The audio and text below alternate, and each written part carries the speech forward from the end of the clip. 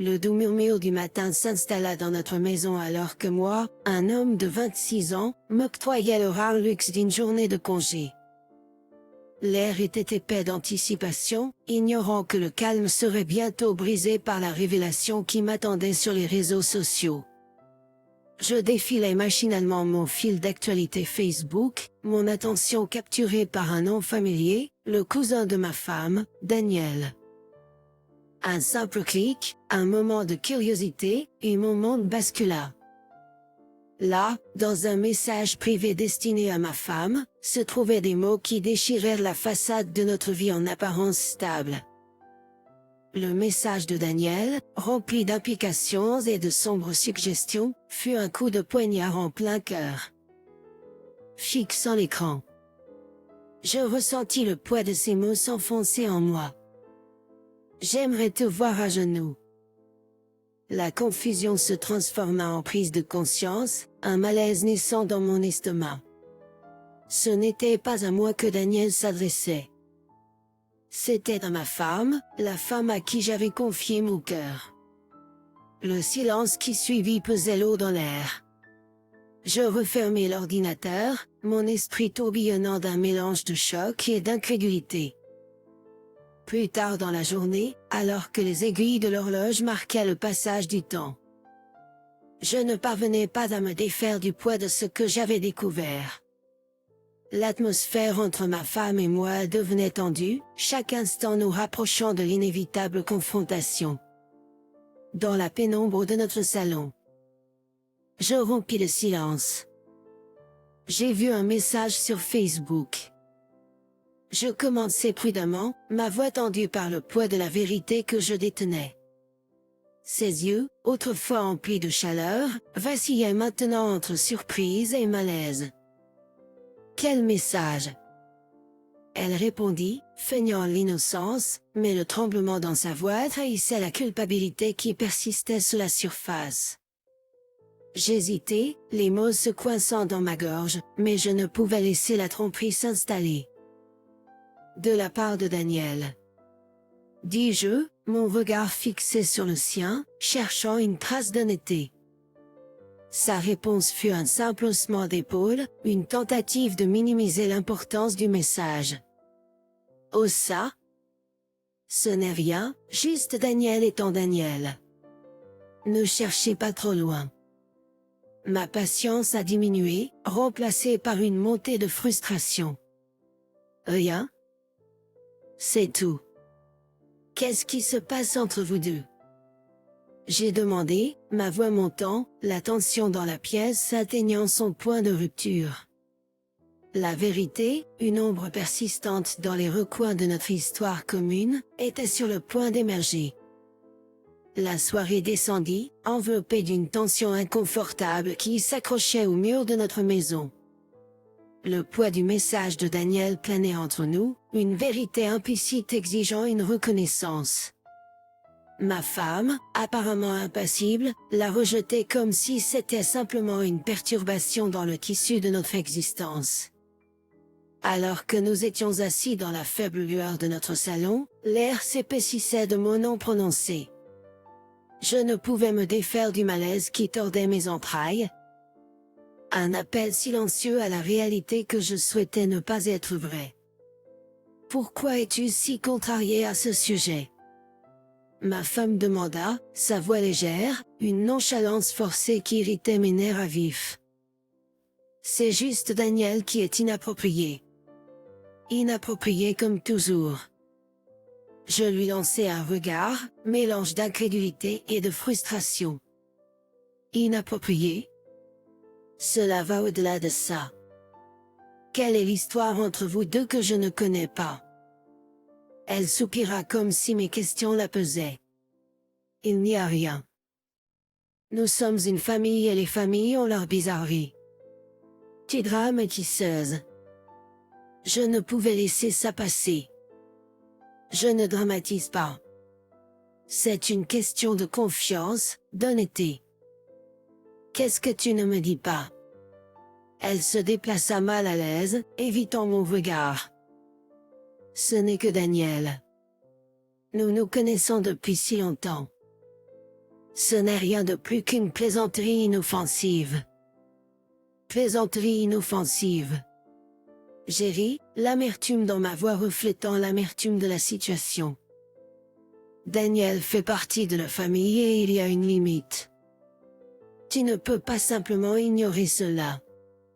Ses yeux croisèrent les miens et pour un bref instant, j'ai vu une lueur de malaise.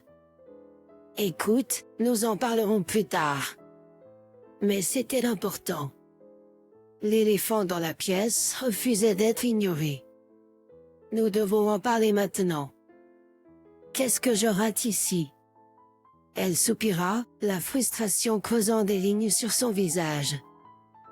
D'accord, nous en parlerons. Mais est-ce que ça peut attendre après que je me sois reposé? J'ai du travail demain, et je ne veux pas y aller épuisé. La conversation persistait, non résolue, à mesure que la nuit avançait. Les murs du déni qu'elle avait érigés ne faisaient que renforcer ma détermination à dévoiler la vérité, peu importe le coût. Les promesses murmurées d'une discussion ultérieure flottaient dans l'air, me laissant seul avec le poids de l'incertitude. Le lendemain se levait avec une douleur implacable dans ma poitrine. Les questions sans réponse de la veille persistaient comme une ombre persistante, me poussant à creuser plus profondément dans les mystères dissimulés dans les fragments du message de Daniel, me conduisant sur un chemin que je ne souhaitais pas emprunter. Alors que je parcourais les échanges clandestins, mon esprit luttait avec la réalité crue. Des messages cryptés avec le langage de la trahison se déployaient devant moi. Les détails viscéraux de leur rencontre passée me laissaient sans voix, chaque révélation étant un coup au cœur. Dans la solitude silencieuse de notre maison, je ne pouvais échapper à la peur de savoir que leur intimité dépassait les simples mots. L'inquiétude pour mon propre bien-être se mêlait à la peur de ce que je pourrais découvrir ensuite. Le téléphone sonna, me tirant de l'abîme de mes pensées. J'ai hésité avant de répondre, incertaine de savoir si j'étais prête pour la confrontation qui m'attendait. Et, moi. La voix de ma femme provenait de l'autre bout, la décontraction de son ton en contradiction avec la tempête qui grondait en moi. Que veux-tu? Je suis occupée, au travail en ce moment. Non, nous ne pouvons pas. J'ai besoin de réponses. Un silence pesant s'installa entre nous, la tension palpable même à travers le téléphone. L'appel se termina, me laissant avec un sentiment d'appréhension. Les ombres numériques avaient dévoilé une trahison profonde, et la confrontation qui se profilait à l'horizon promettait d'être une tempête émotionnelle. Je pris une grande inspiration, me préparant à affronter la tempête qui m'attendait. Le soir arriva, enveloppé dans un lourd manteau d'anticipation. L'air entre nous crépitait de tension alors que nous étions assis dans le salon faiblement éclairé. Le poids de la confrontation imminente pesait sur nous comme un nuage d'orage prêt à déchaîner sa fureur. Je ne pouvais plus retarder. Nous devons parler. J'ai vu les messages, l'histoire entre toi et Daniel. Ce n'est pas juste de la plaisanterie. Ses yeux se détournèrent, un éclair de culpabilité trahissant sa façade. Pourquoi fouillais-tu? C'est une intrusion dans la vie privée, répliqua TL, tentant de détourner la responsabilité. Fouiller? Après ce que j'ai découvert, tu m'accuses de fouiller. Tu as gardé des secrets et j'ai dû découvrir la vérité. Elle soupira, une résignation s'installant. D'accord, parlons. Mais ne dramatise pas tout. Alors que nous marchions sur des œufs dans le champ de mine de notre histoire commune, les révélations se déversèrent comme un torrent.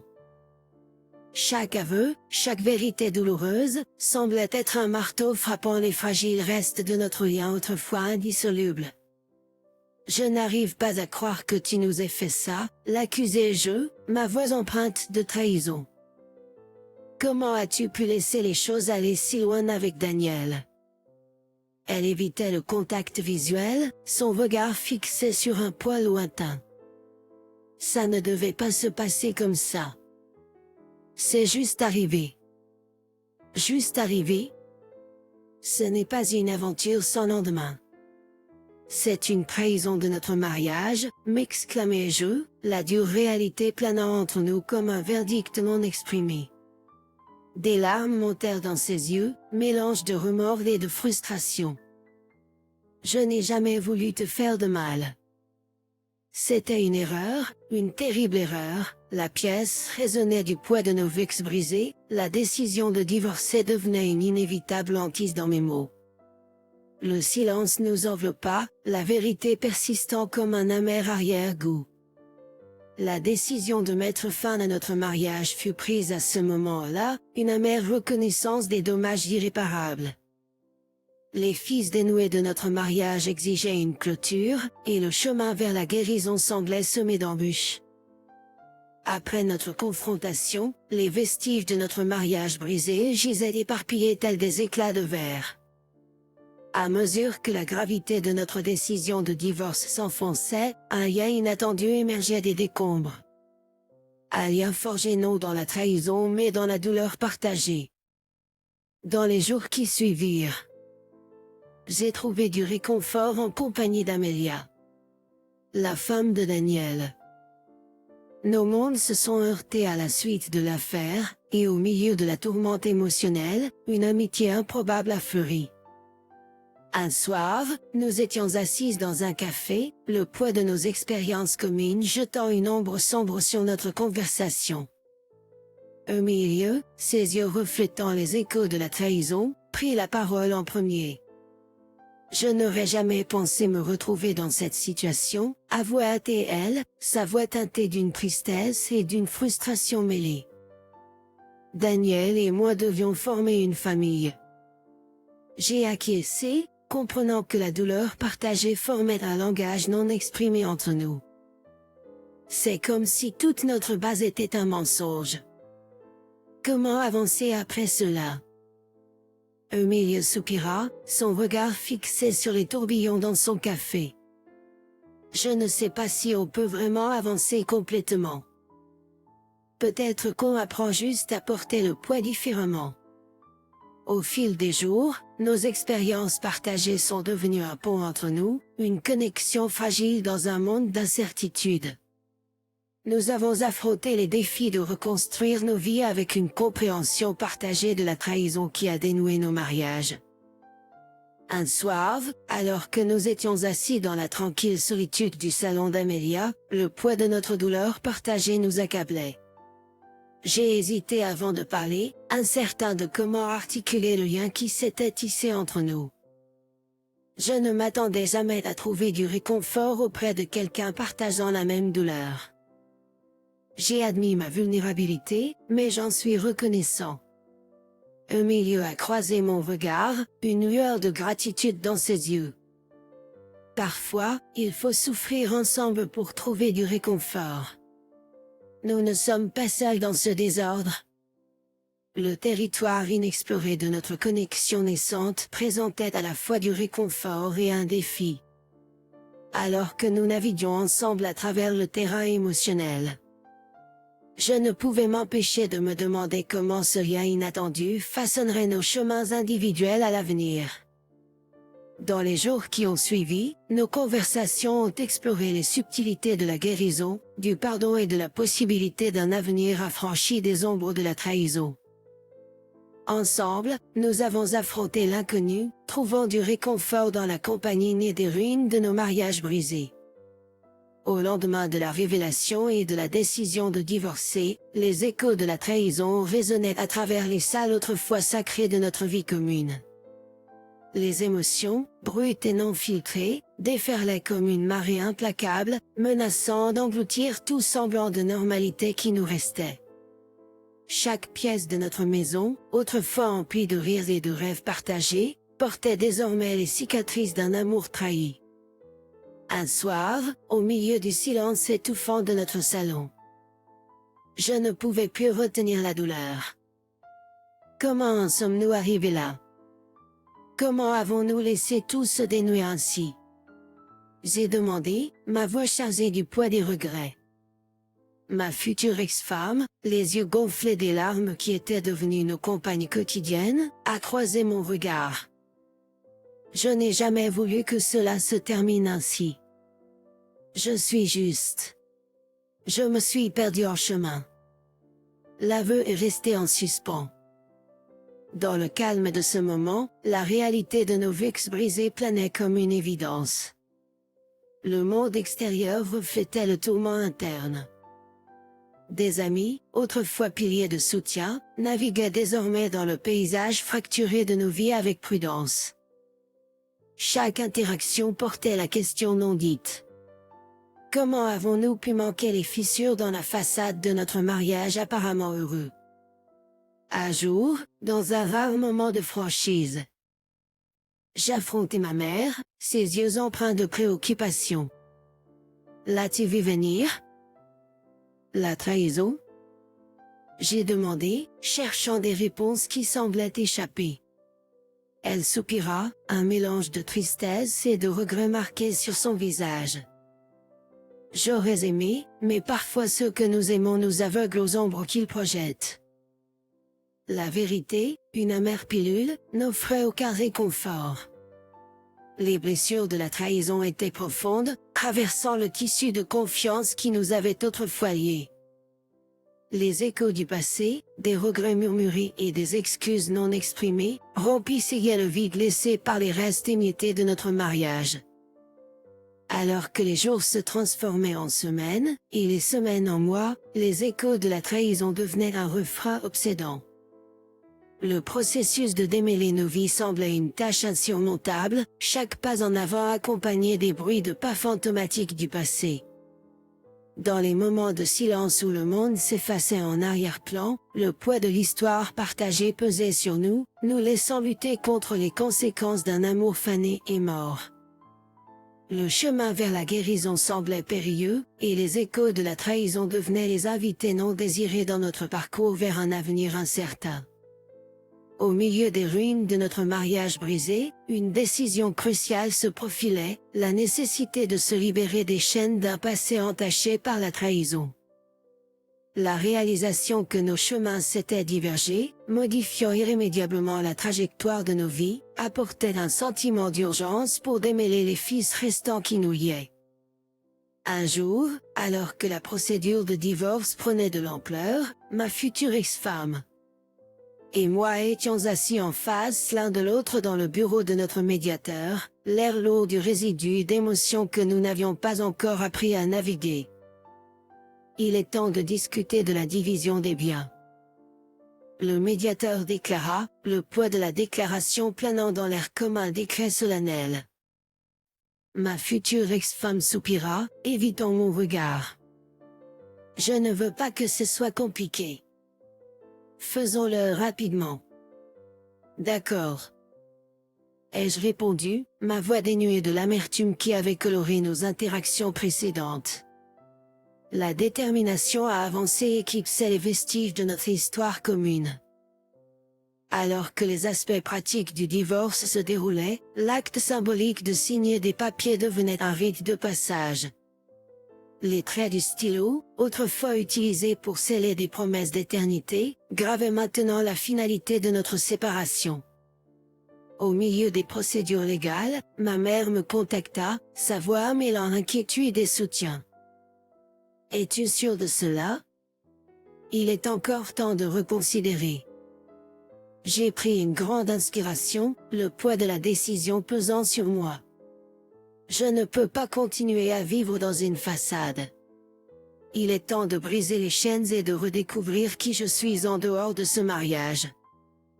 Ses yeux se sont adoucis, une préoccupation maternelle soulignant ses paroles. N'oublie pas, briser les chaînes ne signifie pas oublier l'amour que vous avez partagé autrefois. Il s'agit de retrouver votre propre récit. Les échos de sa sagesse résonnaient en moi alors que je faisais face à la route incertaine qui m'attendait. Briser les chaînes est devenu non seulement une formalité légale, mais aussi un acte symbolique de reprise du contrôle sur ma vie. Dans les moments plus calmes, loin des formalités et des aspects légaux, le processus émotionnel de libération s'est déroulé. Tard dans la nuit, j'ai trouvé du réconfort dans les conversations avec Amélie, la confidente inattendue dans ce voyage de guérison. Un soir, alors que nous étions assises sur sa véranda, le soleil décline en projetant de longues ombres. Amélie a partagé son point de vue sur la libération. Il ne s'agit pas seulement de mettre fin à un mariage.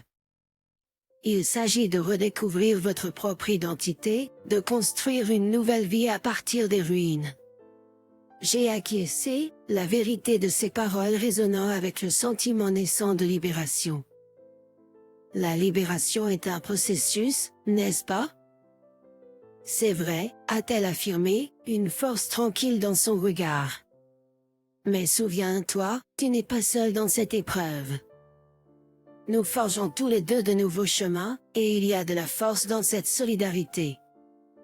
Alors que le chapitre de notre mariage se terminait, l'acte de libération est devenu un témoignage de résilience. La route devant nous, incertaine et inexplorée, portait la promesse de la découverte de soi et de la possibilité d'un avenir libéré des échos de la trahison.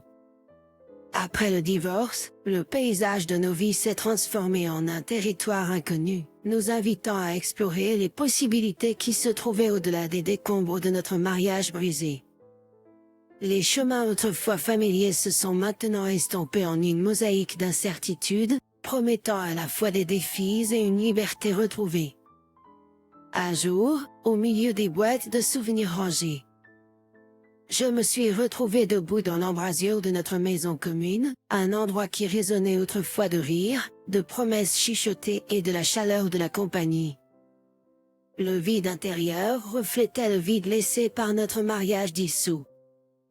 Au milieu, sentant le poids du moment, m'a rejoint dans la contemplation silencieuse. C'est étrange, n'est-ce pas? Comment un lieu rempli de souvenirs peut-il devenir un étranger pour nous? Elle remarqua, son regard fixé sur les espaces maintenant vides qui autrefois contenaient l'essence de notre vie partagée. J'ai acquiescé, la réalisation aigre-douce s'installant. C'est comme dire au revoir à une version de nous-mêmes. Les personnes que nous étions dans cette maison n'existent plus.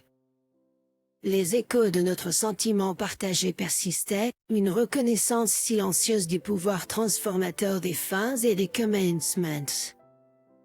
Alors que nous avons refermé ce chapitre de nos vies, la promesse d'un avenir inexploré nous a interpellés, nous mettant au défi de redéfinir qui nous étions en dehors des contraintes d'un mariage qui s'était défait. Dans la quête de la découverte de soi, j'ai trouvé une compagnie inattendue en un milieu.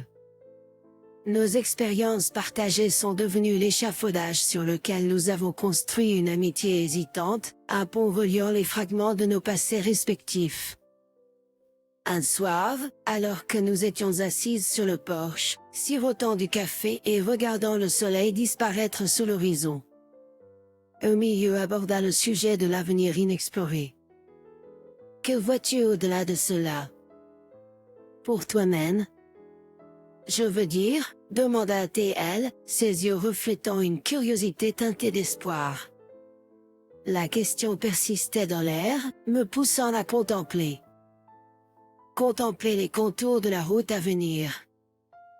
Je ne sais pas, honnêtement. C'est une toile vierge et je suis toujours en train de réfléchir à ce que je veux y peindre. Elle sourit, une lueur d'encouragement dans son expression.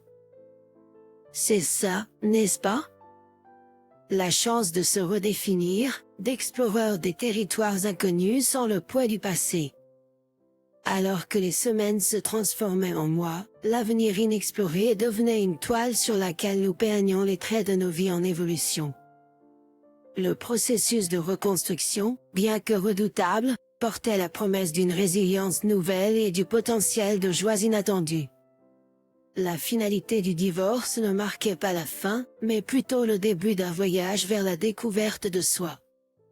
Dans les moments calmes d'introspection, J'ai embrassé l'incertitude réalisant qu'un avenir inexploré portait le potentiel de croissance, de guérison et de redécouverte d'un esprit résilient.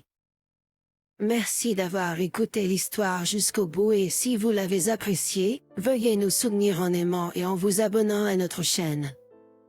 Écrivez dans les commentaires ce que vous pensez de l'histoire.